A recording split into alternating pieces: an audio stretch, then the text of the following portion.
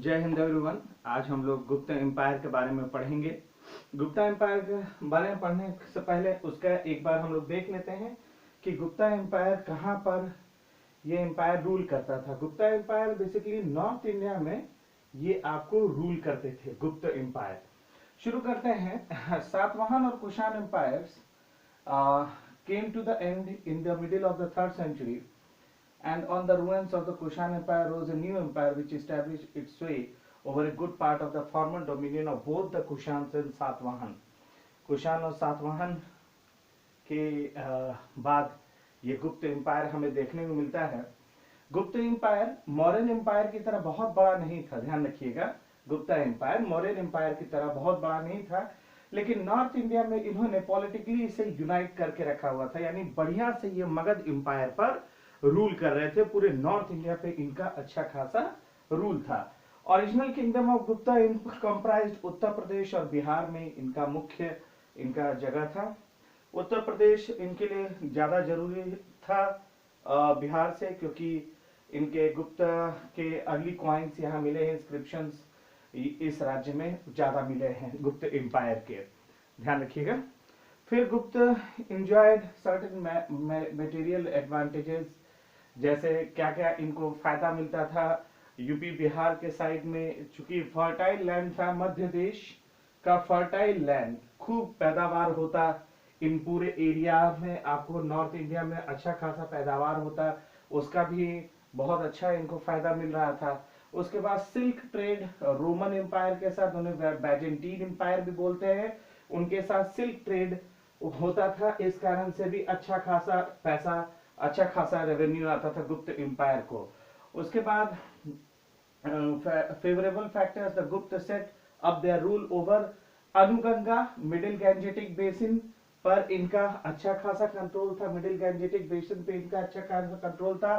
प्रयाग, इलाहाबाद, साकेत, अयोध्या, मगध, यानी ये पूरे हिस्सा गुप्त एम्पायर के आसपास का, ध्यान से समझिएगा। सोर्सेस क्या है जो हमें पता चलता है? लिटरेरी सोर्स है, कुछ एपिग्राफिकल है, न्यू मैथमेटिक्स यानी स्टडी ऑफ कॉइन्स को कहते हैं। पुराणों से भी हमें पता चलता है गुप्त एम्पायर के राजाओं के बारे में। देवी चंद्र गुप्तम, कुछ लिटरेरी वर्क्स हैं, कुछ साहित्यिक रचना है। देवी चंद्र गुप्तम, मुद्रा राक्षस, विशाख दत्त, इन सब से भी गुप्त डायनेस्टी के बारे में हमें पता चलता है। चाइनीज ट्रैवलर फाहियान आया था चंद्रगुप्त सेकंड के दरबार में, उसके भी अकाउंट से हमें सोशल, इकोनॉमिक और रिलीजियस कंडीशन पता चलता है गुप्त एम्पायर के बारे में। आप देख पा रहे होंगे मैप में गुप्त एम्पायर। फिर मेहरौली आयरन पिलर इंस्क्रिप्शन, ये देखिए मेहरौली आयरन पिलर इंस्क्रिप्शन है, कुतुब कॉम्प्लेक्स में है, ध्यान रखिएगा। ये चंद्रगुप्त सेकंड के समय का है, ध्यान रखिएगा। ये इलाहाबाद का है, ये इलाहाबाद पिलर इंस्क्रिप्शन है, जिसके ऊपर अचीवमेंट्स, समुद्रगुप्त के अचीवमेंट, जिनको नेपोलियन ऑफ इंडिया समुद्रगुप्त को बोला जाता है, उनके बारे में जिक्र है।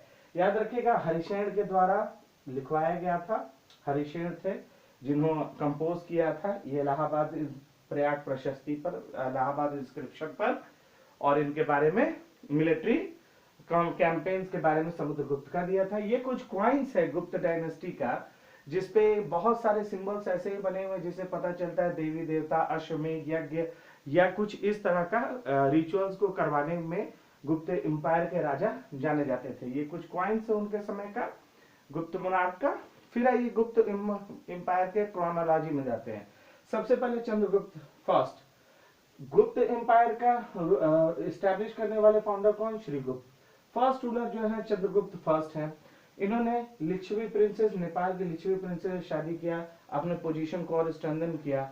गुप्त असल में वैश्य कम्युनिटी से बिलोंग करते हैं, जो कि पायदान पे आता है। क्षत्रिय, वैश्य, शूद्र, इन सब में पायदान में आता है, वैश्य कम्युनिटी के थे। और इन्होंने क्षत्रिय फैमिली से शादी करके और अपने प्रेस्टीज को बढ़ाया, ठीक है। और गुप्त एरा की शुरुआत होती है 319 AD, ठीक। उसके बाद हम मिलते हैं, उसके बाद समुद्रगुप्त आते हैं। समुद्रगुप्त को Napoleon of India Vincent Smith के द्वारा बोला जाता है, क्योंकि इनका जो मिलिट्री कॉन्क्वेस्ट था, यानी इनका जो युद्ध का पूरा कॉन्क्वेस्ट का जो पोजीशन था, अकाउंट है, वो गजब का है, मतलब वो हारे नहीं। Gupta kingdom was enlarged enormously by Chandragupta first. Chandragupta first के द्वारा गुप्त किंगडम को और फैलाया गया। और बाद में चल के समुद्रगुप्त ने उसमें और इजाफा किया। समुद्रगुप्त के दरबार में मौजूद थे आपको हरिशेन, जो उनके military exploits of his pattern, यानी उनके दरबार में ही ये काम करते थे। The inscription is engraved at Allahabad on the same pillar as carried in the inscription of peace loving Ashoka। याद रखिएगा, इलाहाबाद का जो पिलर इंस्क्रिप्शन है उसमें अशोक के भी मैसेजेस लिखे हुए हैं और समुद्रगुप्त के भी लिखे हुए हैं उसी पर message. Allahabad pillar inscription contains a long list of state Kings and tribes, यानी किंग्स है, ट्राइब्स है, और वेरियस डिग्री ऑफ सब्जुगेशन, यानी कौन कौन उनके दायरे में आता था उनके बारे में जिक्र है। Military victory Samudragupta perform the अश्वमेध यज्ञ। अश्वमेध यज्ञ राजा अपना पोजीशन को बढ़ाने के लिए और बेहतर करने के लिए करते थे। He issued gold and silver coins, legend restorer the Ashvamedha. Ashvamedha वाले सिक्के इन्होंने चलाए थे समुद्रगुप्त ने, ध्यान रखिएगा। अपने मिलिट्री अचीवमेंट की वजह से इंडियन नेपोलियन भी कहा जाता है। अच्छा, conquest Samudragupta rule extended over the upper Gangetic valleys, UP, central India, south western part of Bengal. यानी आप देख रहे होंगे समुद्रगुप्त के समय में ये आपका ये पूरा कहां से कहां तक फैल गया, ठीक है। अब उसके बाद south their way tributary state, यानी छोटे छोटे स्टेट थे साउथ में जो इनके साथ सहयोग करते थे। Shaka and Kushan principalities on the west and north west were the sphere of his influence. Shaka और कुषाण जो दूसरे तरफ थे, जो वेस्टर्न सेट्रप है, ये इनके ही प्रभाव में रहते थे, यानी बहुत ज्यादा परेशान नहीं करते थे। उसके बाद kingdom on the east coast of the Deccan as far as the Pallava kingdom acknowledge the suzerainty, यानी पल्लव हैं, फिर यहाँ पे ईस्ट कोस्ट पे जो भी छोटे छोटे राजा है, ये सब इनके सुजरेनिटी का मतलब होता है इनके आधिपत्य को स्वीकार करते हैं, मतलब इनके ही लिए काम करते थे, इन्हीं के अंडर में रहना, ठीक। अच्छा, उसके बाद जो इंपॉर्टेंट है इलाहाबाद पिलर इंस्क्रिप्शन में हम लोगों ने देखा कि ये कविराज की उपाधि लेता है समुद्रगुप्त, अपने को कविराज की उपाधि देते हैं क्योंकि म्यूजिक लवर भी थे, कविताएं भी लिखते थे। साथ में वीणा बजाते हुए उनका सिक्का, वीणा बजाते हुए सिक्के समुद्रगुप्त ने जारी किया था, याद रखिएगा। फिर उसके बाद है कई पोएट्स और स्कॉलर्स, जैसे जिनमें के हरिशेन उनमें से एक है, उनके दरबार में थे। Promotion of Sanskrit literature learning, गुप्त डायनेस्टी वाले राजा संस्कृत को खूब प्रमोट करते थे, ठीक है। ज्यादातर वैष्णविज्म को मानते थे, लेकिन बाकी और समुदाय और मानने वालों का भी वो रिस्पेक्ट करते थे, गुप्त डायनेस्टी के राजा। यहाँ तक कि बुद्धिज्म को भी खूब फॉस्टर किया। बुद्धिस्ट स्कॉलर इनके वसुबंधु इनके ही दरबार में थे। बुद्ध इन्होंने समुद्रगुप्त ने परमिशन दिया बुद्धिस्ट किंग ऑफ सिलोन, यहाँ सिलोन है श्रीलंका को कहते हैं, मेघवर्मन को, कि बोध गया में आप एक टेम्पल बना सकते हैं, इसीलिए समुद्रगुप्त को अनुकंपाऊ भी कहा गया है। चलिए, चंद्रगुप्त सेकंड, फिर उनके बाद समुद्रगुप्त के बाद चंद्रगुप्त का सेकंड का समय आता है, इनको विक्रमादित्य बोलते हैं। अच्छा, immediate successor of Samudragupta was Ramagupta. Ramagupta कुछ समय के लिए थे, हालांकि वो बहुत ही सक्सेसफुली रूल नहीं कर पाए, इसलिए चंद्रगुप्त सेकंड उनके स्थान पर रूल करते हैं। मिलिट्री जीनियस थे, उन्होंने गुप्त एम्पायर को बहुत ही डिप्लोमेसी के साथ और युद्ध कला के साथ आगे बढ़ाया। मैट्रिमोनियल अलायंस किया, खुद शादी किया Kuber Naga princess of central India, ताकि उनके मैट्रिमोनियल अलायंस की वजह से और उनके साम्राज्य की स्थिति बढ़िया हो। और अपनी बेटी प्रभावती का शादी किया वकाटक प्रिंस रुद्रसेन सेकंड से।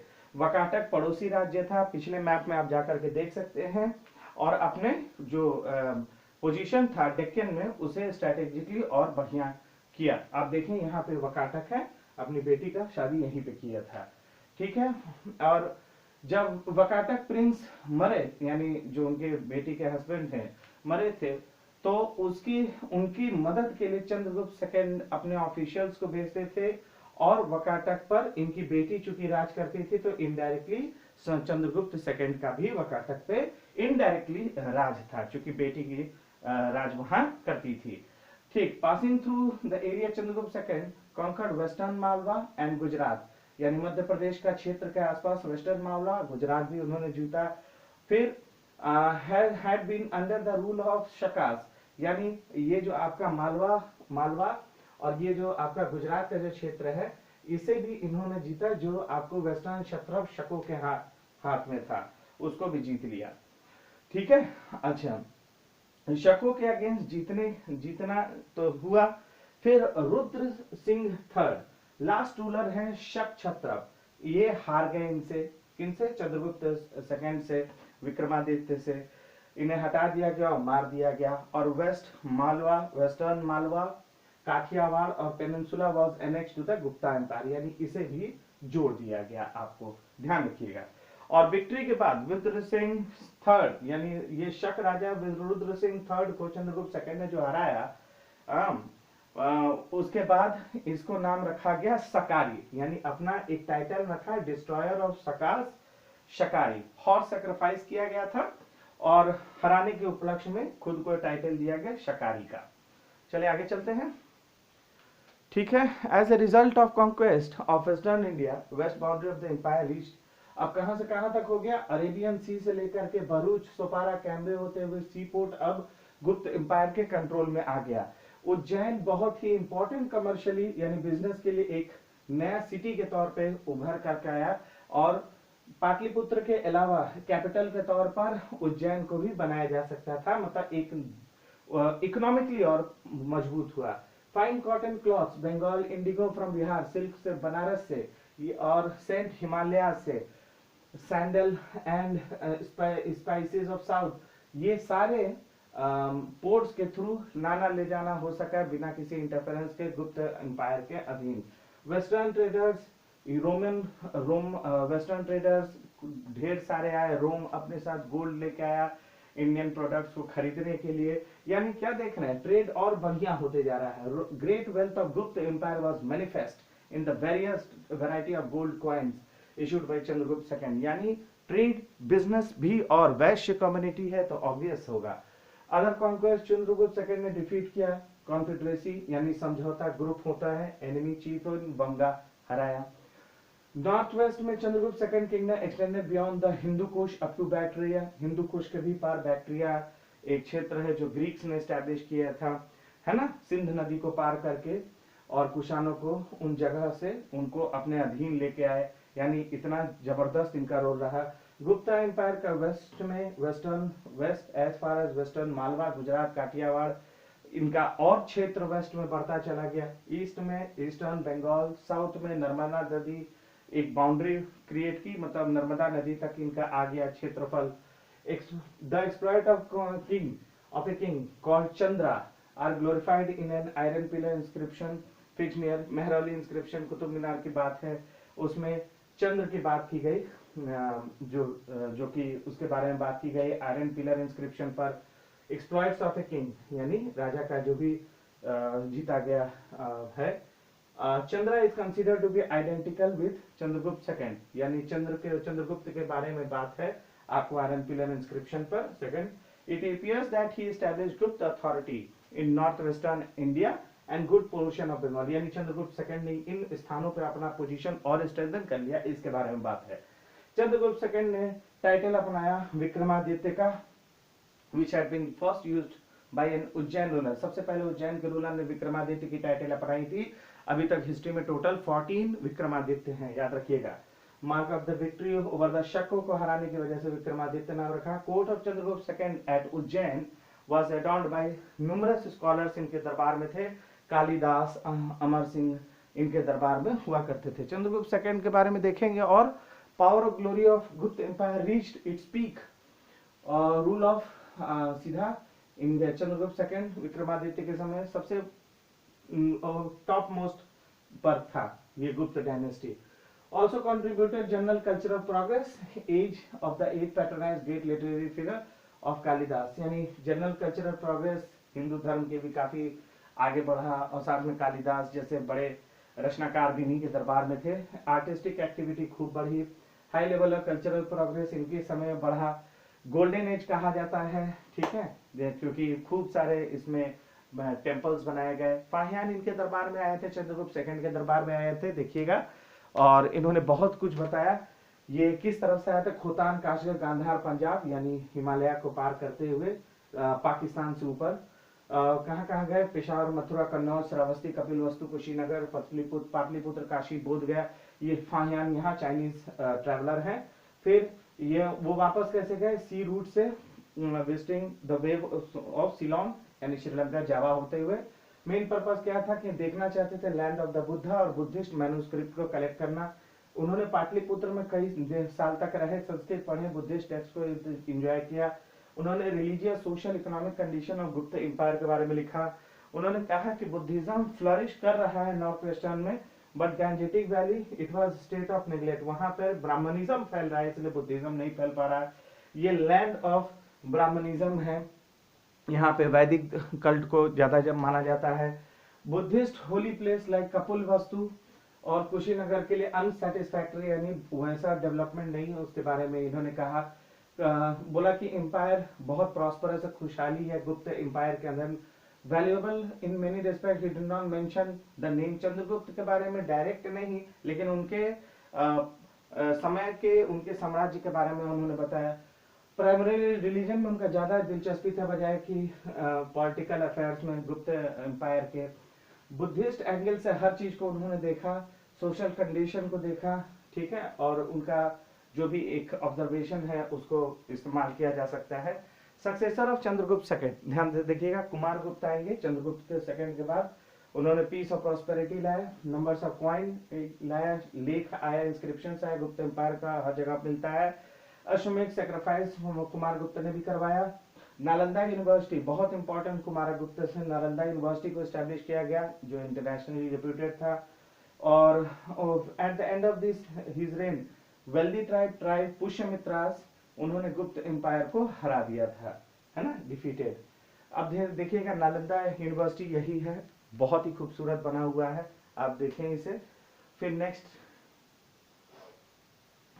आइए, ये है Roman, A branch of the हुन फ्रॉम हुन्स, देखिए कहाँ पे है, रोमन एम्पायर के ऊपर है ये हुन्स सेंट्रल एशिया के हैं, जो हिंदू कुश माउंटेन्स के रास्ते भारत में हमला किए थे। हुन्स बेसिकली स्टेपीज, ग्रासलैंड, आपने पढ़ा होगा, सेंट्रल एशिया में पाए जाने वाला स्टेप्स, ग्रासलैंड, वहां के ये लोग थे, हुन्स थे, जो वहां से आप हिंदू कुश के रास्ते देखिए, ये रहा हिंदू तजाकिस्तान, उज्बेकिस्तान, ये रहा हिंदू कुश के रास्ते ये लोग भारत में इन्होंने घुसे थे। फिर उसके बाद हिंदू कुश कुछ ऐसा दिखता है भाइयों, देखिएगा फ्रेंड्स कितना खूबसूरत है। हिंदू कुश यहाँ के रास्ते से ही खुला था। आफ्टर स्कंदगुप्त डेथ, अगले गुप्त रूलर हैं, उनके सक्सेसर रहे बहुत सारे, बहुत ही वीक रहे, है ना, पुरुगुप्त है, नरसिंह गुप्त है, बुद्ध गुप्त है, बालादित्य हैं, गुप्त है, लेकिन ये अपने एम्पायर को हुनों से नहीं बचा पाए। अल्टीमेटली हुन इन्वेजन की वजह से और बाद में यशोधर्मन मालवा में इन लोगों ने मिल करके गुप्त डायनेस्टी को ले ही ली थे। अच्छा, few other point dynasty in the post Gupta period. Post Gupta period में देखिएगा, मैत्रेय किंग ऑफ वल्लभी गुजरात में है, ये overlordship of imperial Guptas, they gradually establish their own supremacy. यानी गुप्त पीरियड के बाद देखिए मैत्रेय किंग वल्लभी, वो अलग किन्हल बोलिए। Gurjara kingdom of was Harichand founder थे गुर्जर किंग, वो whose they 3 successor rule till about, यानी पोस्ट गुप्त पीरियड में ये सब अब धीरे धीरे अपना अलग कर रहे हैं। The region of north west in Bengal was ruled by Shashank, contemporary थे हर्षवर्धन के, ठीक। पोस्ट गुप्त समय में ये सारे रूल करते थे, मतलब गुप्त एम्पायर के बाद ये रूल करते थे उस समय या उसके बाद भी। Prayag Prashasti recording the achievement of Gupta ruler, Samudra refer to 2 kingdoms, असिल कामरूप और द्वारका कामरूप। बहुत इंपॉर्टेंट नहीं है, इसको आप चाहे तो एक बार पढ़ सकते हैं। ये गुप्त डायनेस्टी के ठीक बाद या last phase of Gupta empire में ये सब रूल कर रहे थे, ठीक है, इसे एक बार देख लीजिएगा। आइए ये देखिएगा, नेक्स्ट आइए, देख रहे हैं आपको लेटर गुप्ता कमजोर होते चले गए, अब और चालुक्यास आ गए, पल्लवास आ गए, यानी अब धीरे धीरे एम्पायर लेटर गुप्ता बहुत कम हो गए। गुर्जर रहे, यहाँ पे पुष्यभूति है, मखौरीज हैं, ठीक है, इस तरह से ये सिकुड़ते चले गए लेटर मुगल्स लेटर में। द वेरियस इंस्क्रिप्शन मेंशन, गुप्तों के लिए अलग अलग इंस्क्रिप्शन में परान भट्टकार का महाराजाधिराज, पृथ्वीपाला, इस तरह के टाइटल्स का जिक्र है। किंग को एडमिनिस्ट्रेट कौन करता था, असिस्ट कौन करता था एडमिनिस्ट्रेशन में? चीफ मिनिस्टर होता था, जिसको मंत्री या सचिव बोलते थे। प्रतिहार और महाप्रतिष्ठित, महाप्रातिहत, ठीक है ना, ये इंपॉर्टेंट ऑफिशियल थे रॉयल कोर्ट में, जो एडमिनिस्ट्रेशन में they did not participate in the administration, directly participate नहीं करते थे, लेकिन ऑफिसर होते थे। मिलिट्री ऑफिसर थे सेनापति, महासेनापति, बलाध्यक्ष, महाबलाध्यक्ष, बलाधिकारी, महाबलाधिकारिता, ये मिलिट्री ग्रेड के ऑफिशियल्स होते थे। 2 अदर हाईएस्ट मिलिट्री थे, भट्टास्वपति, फिर commander of the infantry and cavalry Kautuka. ये आप इसको एक बार देख लीजिएगा, इसमें अलग अलग ऑफिशियल्स के नाम हैं जो गुप्ता डायनेस्टी के अधीन में ये सारे आपको रहते थे। इसको एक नजर देख लीजिएगा। गुप्ता एडमिनिस्ट्रेशन में ये ऑफिशियल्स मदद करते थे एडमिनिस्ट्रेट करने के लिए राजा को। ये बहुत इंपॉर्टेंट है, इसको एक बार आप देख लेंगे पॉज करके। आइए फिर किंग मेंटेन करता था close contact with the provincial administration. यहाँ भी जो है ये आपको सारे आपको गुप्त एम्पायर के जो आपको ऑफिशियल्स के बारे में बताया, जैसे भुक्ति में गुप्त एम्पायर डिवाइडेड था, उनके provinces, provincial governor as a उपायुक्त थे, है ना, और उसके बाद भुक्ति भी डिवाइडेड था विश्व और डिस्ट्रिक्ट में, जो विश्वपति इसके लिए जिम्मेदार होते थे। नगर श्रेष्ठी होते थे जो ऑफिसर हैं, जो सिटी एडमिनिस्ट्रेशन को देखते थे। Village district, village in the district control in the Gramikas. Fahien के अकाउंट से पता चलता है कि माइल्ड और बेनेवलेंट था गुप्त एडमिनिस्ट्रेशन, और नो रिस्ट्रिक्शन पे, लोगों के घूमने पर बहुत प्रतिबंध नहीं था, आने जाने पर, फाहियान के अकाउंट से पता चलता है। और large degree of personal freedom को वो मानते थे। तो इस तरह से हम देखते हैं कि फाहियान के भी अकाउंट से हमें कई चीजों के बारे में पता चलता है। इसे एक एक करके एक बार पढ़ेंगे, देख लेंगे। सेंट्रल एडमिनिस्ट्रेशन में ये सारे अधिकारी हैं, उनका कार्य दिखाया गया है। महादंडाधिकारी, महाअश्वपति, महापुलिपति, मजर, इस तरह से करके सेंट्रल एडमिनिस्ट्रेशन के वो सारे अधिकारी आपको दिखते हैं। फिर मखौरीज आइए। मखौरीज आप देखिए कहाँ पर है, ये रहे मखौरीज, है ना, बहुत छोटे से हैं, पॉलिटिकल एंटिटी है। पहले Patanjali mention in Patanjali work, Patanjali में भी इसके बारे में जिक्र है, पतंजलि के वर्क में भी इनके बारे में, मखौरीज के बारे में बात है। इन्होंने political power towards 5th century इन्होंने अपना पावर गेन करना शुरू कर दिया था, है ना। फिर उसके बाद जो इम्पोर्टेंट है, फर्स्ट 3 मखौरी किंग्स वर यज्ञवर्मन, शार्दुलवर्मन, अनंतवर्मन, ठीक है। आप देख रहे हैं लेट गुप्ताज में है, ये लेट गुप्ताज लिखा हुआ है। असीरगढ़ के कॉपर सील से हमें मुखौरी राजा हरिवर्मन, आदित्यवर्मन, ईश्वरवर्धन का नाम हमें मिलता है। ये अपना इंडिपेंडेंट लेटर गुप्ता पीरियड में इंडिपेंडेंट किंगडम एस्टैब्लिश करते हैं। फिर उसके बाद फैमिली टाइप्स, लेटर गुप्ताज, मुखौरी राजा गुप्ताज के साथ, लेटर गुप्ता के परिवार के साथ इनका पारिवारिक रिश्ता भी रहता है। फिर उसके बाद बाद में चल करके Ishvarvarman declaration for the independence must have spoiled the relation between the latter Guptas, यानी ईशानावर्मन के समय में मौखरी और गुप्तों के बीच में स्थिति, मतलब रिश्ते खराब होना शुरू हो जाते हैं। और धीरे धीरे इसी तरह से यहाँ पे last of the Maukhari king Grahavarman से पुष्यभूति राजा हर्षवर्धन की बहन राज्यश्री की शादी होती है ना। The daughter of Prabhakar Vardhan of Thane, Prabhakar Vardhan Harshavardhan के पिता थे, सिस्टर ऑफ द हर्षवर्धन, है ना। Malwa king Devagupta attacked Kannauj and killed Grahavarman, जो मौखरी आखिरी राजकुमार थे उनको भी हत्या कर दिया गया। मौखरी किंगडम का अंत हो गया। मौखरी हेल्ड स्वे over the modern UP and part of the Magadh. Maukhari बाद में ये मॉडर्न यूपी के लिए रास्ता खोल दिया और धीरे धीरे मगध का ही हिस्सा वो हो गया। लेटर गुप्ताज में सोशल लाइफ देखें, witnessed series of pre Gupta के समय, प्री गुप्ता यानी गुप्तों से पहले सीरीज ऑफ फॉरेन इन्वेजन हुए इंडियन सोसाइटी। फॉरेनर्स आते गए, यहाँ पर परमानेंट सेटलमेंट होता गया, रेसिडेंट बनते गए ये इन्वेडर्स, बाहर आक्रमणकारी। गुप्त पीरियड के समय कास्ट सिस्टम रिजिड था, ब्राह्मण सबसे ऊंची चोटी पर थे समाज में, लैंड ग्रांट्स खूब मिलता था, उस पर कोई टैक्स नहीं लगता था। फिर उसके बाद Kshatriya came to be looked upon as, Kshatriya Vaishya को क्षत्रियों की ही दर्जा दिया जाने लगा ब्राह्मणों के द्वारा।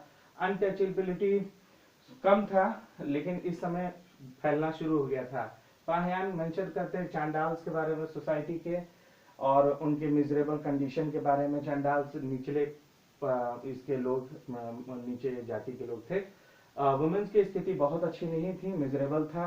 उनको कई तरह के स्टडिंग और रिलीजियस टेक्स्ट में शामिल करने के लिए मनाही था। वुमेन मेंस की अधीन आती थी, यानी उनके साथ बुरा व्यवहार नहीं कर सकते थे, लेकिन उनके अंडर में आती थी। स्वयंवर प्रथा को हटा करके मनुस्मृति के तहत अर्ली मैरिजेस फॉर गर्ल्स की बात की गई थी। ब्राह्मणिज्म सुप्रीम था, यानी वैदिक कल्चर को माना गया खूब।